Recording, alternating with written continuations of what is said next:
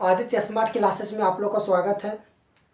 हम आज क्लास 10 का द्विघात समीकरण के मूलों की प्रकृति के बारे में पढ़ेंगे कि मूलों की प्रकृति क्या होता है, कैसे निकाला जाता है, और इससे क्लास 10 में ऑब्जेक्टिव क्वेश्चन भी बनता है और डिस्क्रिप्टिव भी बनता है। तो दोनों के बारे में आज हम चर्चा करने वाले हैं।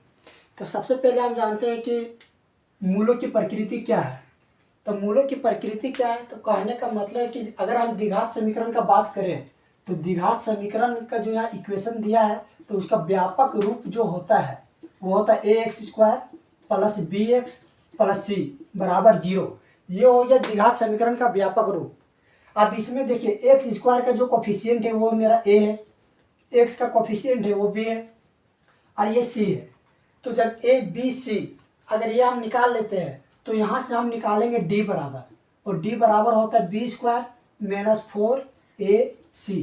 और d मेरा क्या है, d मेरा है विविधकर यानी कि डिस्क्रिमिनेशन। अब ये d निकालेंगे तो d का जो वैल्यू निकलेगा उसी से हम लोग को पता चलेगा कि मूलों की प्रकृति क्या है। तो d का वैल्यू जब निकालेंगे तो इसमें देखिए d का वैल्यू 3 तरह का निकलेगा। एक 0 से बड़ा, जैसे d जब इसको निकालेंगे इसमें मान रखेंगे तो उसमें क्या होगा, या फिर 0 से बड़ा आ सकता है वैल्यू, या फिर d 0 के बराबर हो जाएगा, या फिर d 0 से छोटा हो जाएगा। यही 3 संभावित मान हो सकता है। तो d जब 0 से ये बड़ा होगा तो ये जो मूल बनेगा, मूल जो प्रकृति होगा तो ये हो जाएगा वास्तविक, वास्तविक और असमान। इसमें जो आएगा वास्तविक और समान, और इसमें आएगा काल्पनिक। काल्पनिक मतलब कोई अस्तित्व नहीं है, कोई अस्तित्व नहीं है, और ये हमेशा आएगा नेगेटिव में ये। तो कहने का मतलब है कि जब d सॉल्व करेंगे तो d का जो वैल्यू आएगा वो d जब 0 से बड़ा होगा तो वो वास्तविक और असमान रहेगा, d जब 0 के बराबर आएगा तो वास्तविक और समान रहेगा, और d जब 0 से छोटा रहेगा तो काल्पनिक मतलब उसका कोई रूप नहीं निकलेगा। अब कहने का मतलब जब द्विघात समीकरण को जब सोल्व करेंगे तो इसमें जो मूल निकलेगा वो हमेशा 2 मूल निकलता है, जिसको बोलते हैं अल्फा और ये बोलते हैं बीटा। जब अल्फा और बीटा जब निकलता है तो वही चीज़ अल्फा और बीटा में क्या मतलब समान है, वास्तविक है, वही चीज़ निकलता है। तो सबसे पहले d बराबर b² माइनस 4ac दिया हुआ है। अब देखिए b का मान कितना दिया, जैसे क्वेश्चन अगर हम ले लेते हैं, क्वेश्चन ए नंबर में x² माइनस 5x प्लस 6, ये क्वेश्चन के मूलों की प्रकृति निकालना है, ये क्वेश्चन है। तो देखिए सबसे पहले यहाँ पे क्या है, x² का कोफिशिएंट क्या है, कुछ नहीं है तो 1 है, तो ये बराबर हो जाएगा 1। b बराबर जब निकालेंगे तो देखिए b x का जो कोफिशिएंट होता है वो हमेशा b होता है, तो इसमें b क्या है -5, और c बराबर क्या है 6, इसलिए हम निकालेंगे d बराबर क्या होता है b² माइनस 4ac।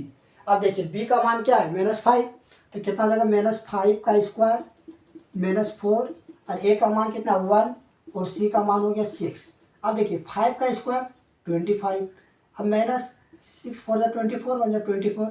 अब देखिए 25 में 24 जाएगा तो कितना बच गया 1 जो आ गया मेरा d से क्या है, मतलब d का जो मान आया 1 वो 0 से क्या है बड़ा है, और 0 से जब ये बड़ा होगा तो ये अभी आपको हम क्या बता दें कि 0 से जब बड़ा है तो इसका जो मूल निकलेगा वो क्या निकल जाएगा, वास्तविक और असमान, यानी कि इसका जो मूल निकलेगा वो वास्तविक होगा और असमान मतलब दोनों अलग अलग होगा।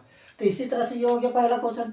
अगर मान लीजिए अगर हम एक क्वेश्चन और आप लोगों को बता देते हैं, जैसे कोई भी क्वेश्चन बता देते हैं, अगर सेकेंड नंबर ही बता दिया जाए, जैसे अगर 3x² प्लस 3x प्लस 1 बराबर 0, तो इसमें देखिए a बराबर 3 है, b बराबर 3 और c बराबर कितना 1, इसलिए अगर d बराबर निकालेंगे तो कितना होता है b² माइनस 4ac। b का मान कितना 3, तो यहाँ पर हो जाएगा 3 का स्क्वायर माइनस 4, a का मान है 3, c का मान 1। अब देखिए 3 का स्क्वायर 9 और 4 3 जा 12, अब 9 में 12 जाएगा तो कितना बच जाएगा 12 में हो गया तो -3। अब देखिए ये मेरा जो d बराबर आ गया वो क्या आ गया 0 से छोटा है, क्योंकि माइनस में है, तो d जब 0 से छोटा हो गया तभी आप लोग हम क्या बताया कि जो इसका मूल निकलेगा वो काल्पनिक होगा, मतलब इसका कोई अस्तित्व नहीं होगा, तो इसका क्या होगा कोई अस्तित्व नहीं है, कोई अस्तित्व नहीं है।